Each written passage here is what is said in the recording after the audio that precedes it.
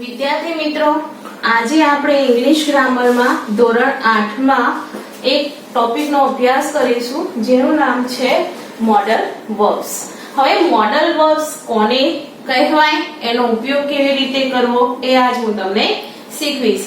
હવે model verbs એટલે કે સહાયકારક ક્રિયાપદો. સહાય કરતા જે ક્રિયાપદને સહાય કરે છે એટલે કે જેના આપણે વિવિધ રીતે ઉપયોગ કરી શકીએ છીએ, આપણે આગળ જોઈશું તો એના વિશે આપણે અભ્યાસ કરીએ તો તમને વધારે ખ્યાલ આવશે. હવે મોડલ વર્બ્સ કયા છે એ અહીંયા જુઓ તો can, should, may, might, must એ બધા શું છે? મોડલ વર્બ્સ છે. can, should, may, might, must આટલા તમારે આ ધોરણ 8 માં ઇંગ્લિશની ગ્રામરમાં ભણવાના છે અને આપણે બધાનો અભ્યાસ કરીશું. તો સૌપ્રથમ આપણે અભ્યાસ કરીશું can. can એટલે કે શું બતાવે છે? તમારી ક્ષમતા બતાવે છે. કોઈ કામ કરવા તમે સક્ષમ છો કે આ કામ કરવા માટે હું સક્ષમ છું, કે આ કામ હું કરી શકું છું, કે આ કામ હું નથી કરી શકતો કે નથી કરી શકતી. ઓકે, તો એ બતાવવા માટે આપણે can નો ઉપયોગ કરીશું. અહીંયા ધ્યાન આપો, ક્ષમતા, અક્ષમતા, વિનંતી અને પરવાનગી આટલું દર્શાવવા માટે આપણે can નો ઉપયોગ કરીએ છીએ. તો ફરી એકવાર જુઓ અહીંયા can તો ક્ષમતા દર્શાવી શકાય છે, અક્ષમતા પણ દર્શાવી શકાય છે, વિનંતી દર્શાવી શકાય છે અને પરવાનગી આટલું દર્શાવવા માટે આપણે મોડલ વર્બ્સમાં સહાયકારક ક્રિયાપદમાં આપણે can નો ઉપયોગ કરી શકીએ છીએ. હવે હું આ can ના થોડા ઉદાહરણો દ્વારા તમને વધારે સરળતાથી સમજાવી શકીશ, જેનો તમને પણ ખૂબ જ સરળ રીતે ખ્યાલ આવી જશે.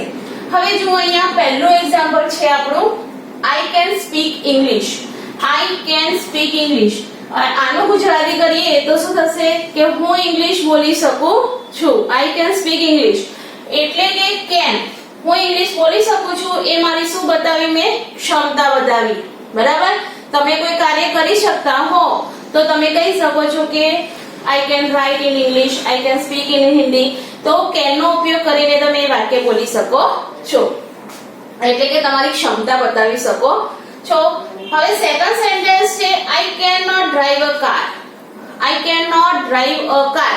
હવે આમાં મારી જે મેં છે એ અક્ષમતા બતાવી છે કે હું આ કાર્ય કરી શકતી નથી. I cannot drive a car એટલે કે હું કાર ચલાવી શકતી નથી, ગાડી ચલાવતા મને આવડતી નથી. તો એ મારી શું થઈ?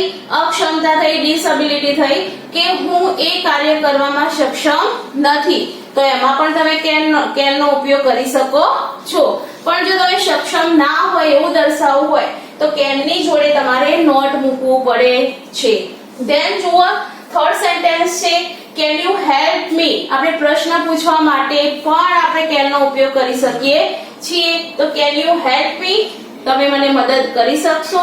તો આપણે એમને કહ્યું કે એક પ્રકારની રિક્વેસ્ટ કરી કે તમે મને મદદ કરશો, can you help me. તો આપણે આ રીતે can નો ઉપયોગ દ્વારા આપણે વાક્યો લખી શકીએ છીએ. હવે અહીંયા જુઓ મેં બ્લેન્ક્સ લીધી છે. Manoj is 20 years old. Manoj is 20 years old એટલે કે મનોજ 20 વર્ષનો છે. he ખાલી જગ્યા ડ્રાઈવ અ કાર. he ખાલી જગ્યા ડ્રાઈવ અ કાર. તો એ ચલાવી શકશે કે નહીં ચલાવી શકે? તો he can. તો આપણે શું મૂકીશું આમાં? he can drive a car એટલે કે તે ગાડી ચલાવી શકશે. 18 વર્ષનો હોય તો તમારે લાયસન્સ આવી જાય તો he can drive a car.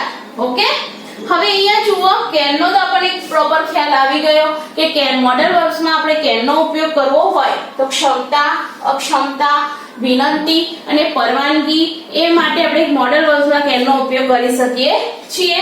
હવે આપણું બીજું છે મોડલ વર્બ should. હવે should તો એ આપણી નૈતિક ફરજ, કોઈને સલાહ આપવી હોય, કોઈને સૂચન આપવું હોય એના માટે ઉપયોગ કરવામાં આવે છે. તો પહેલું સેન્ટેન્સ જુઓ we should save trees. We should save trees એટલે કે આપણે વૃક્ષો બચાવવા જોઈએ. તો એ શું આપ્યું? તમને સલાહ આપી. તો અહીંયા જુઓ should, we should save trees. તમને કોઈ સૂચન આપી શકે છે કે તમારે વૃક્ષો બચાવવા જોઈએ, તમે પણ બીજાને આપી શકો છો કે ભાઈ આપણે વૃક્ષો બચાવવા જોઈએ. હવે સેકન્ડ સેન્ટેન્સ છે we should not waste water. we should not waste water એટલે કે આપણે પાણીનો બગાડ કરવો જોઈએ નહીં. એ પણ આપણે શું આપ્યું, સૂચન કર્યું કે પાણીનો બગાડ કરવો જોઈએ નહીં. એક વન ટાઈપ ઓફ એડવાઇસ એટલે કે તમે સલાહ પણ કહી શકો છો.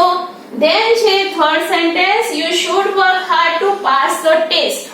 you should work hard to pass the test. Test pass કરવા માટે તમારે મહેનત કરવી પડશે. તો you should આ પણ સલાહ છે કે તમે જો મહેનત કરશો તો તમે પાસ કરી શકશો ટેસ્ટ. તો આ પણ આપણે આવી રીતે should નો ઉપયોગ કરી શકીએ છીએ. ચોથો સેન્ટેન્સ છે Gita should not play in the rain. એને આપણે સલાહ આપી શકીએ છીએ ગીતાને કે એને should not play કે એને વરસાદમાં, રેન એટલે વરસાદમાં રમવું જોઈએ નહીં. હવે આ થઈ ગયા આપણે should નો ઉપયોગ. should અને should not નો ઉપયોગ આપણે આ રીતે કોઈને સલાહ અને સૂચન આપવા માટે કરી શકીએ છીએ. હવે જો ગીતા should not play, અહીંયા આપણે નોટ લગાવી છે, આમાં પણ નોટ હતું, તો આપણે એની જગ્યાએ નોટ કોઈને સલાહ સૂચન આપવા માટે આપણે can માં પણ નોટનો ઉપયોગ કર્યો હતો અને આમાં પણ આપણે નોટનો ઉપયોગ કરી શકીએ છીએ. હવે અહીંયા જુઓ રવિ is plucking flowers. હવે આપણે એક્ઝામ્પલ લખ્યું છે રવિ is plucking flowers, તો આનો આપણે should not નો should આપણે એનો ઉપયોગ કરીને એને એડવાઇસ આપવાની છે. તો he should not pluck flowers.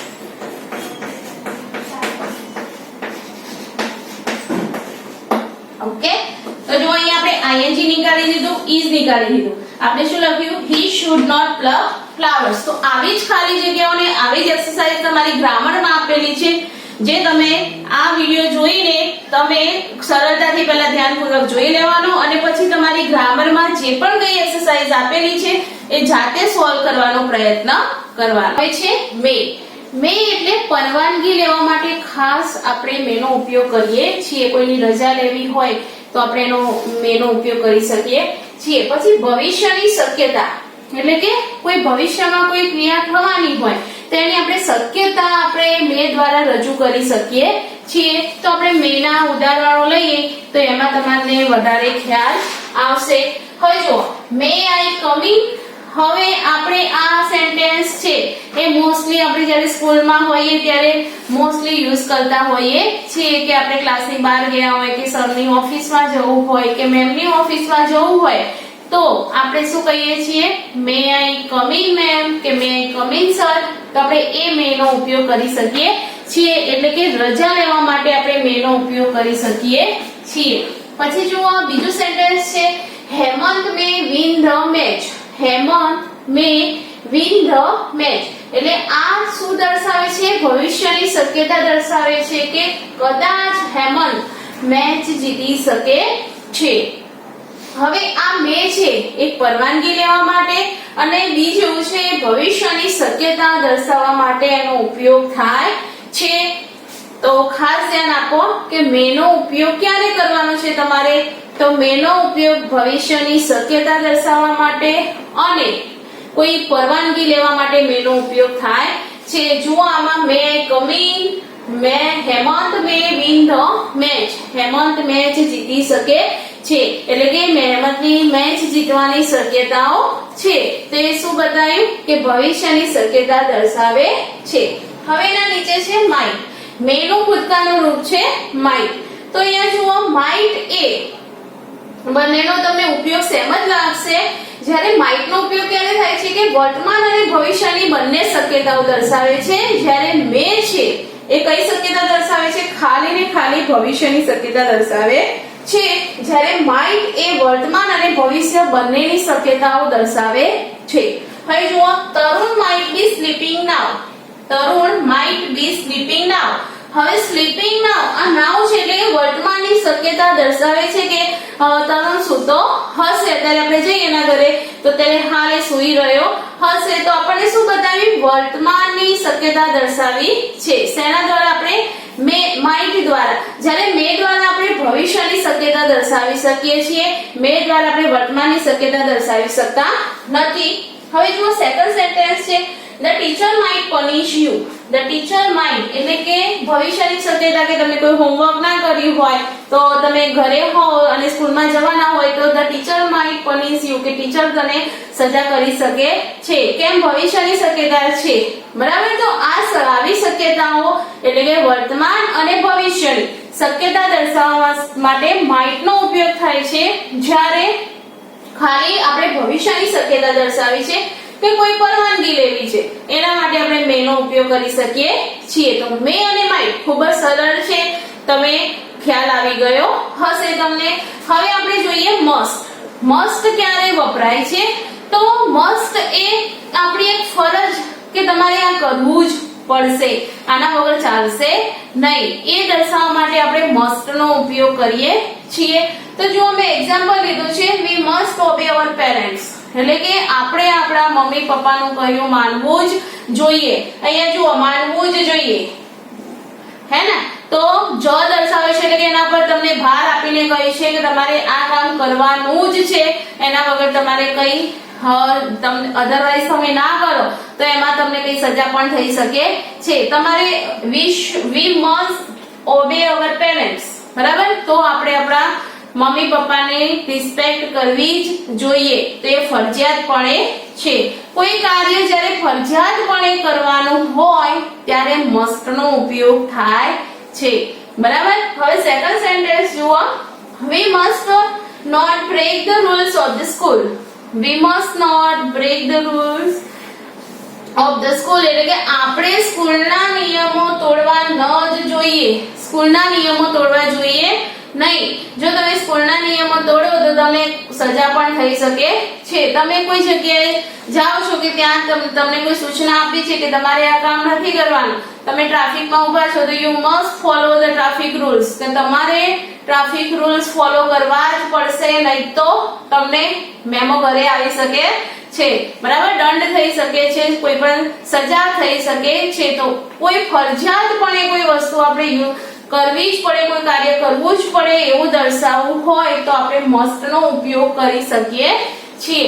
તો આ જે આપણે અત્યારે શીખ્યા મે, માઇટ, મસ્ટ અને કેન અને શુડ, આપણે એટલા મોડલ વર્બ્સ શીખ્યા અને આ બધા જ મોડલ વર્બ્સની એક્સરસાઇઝ આપણા ગ્રામરમાં આપેલી છે જે તમારે જાતે સોલ્વ કરવાનો પ્રયત્ન કરવાનો છે.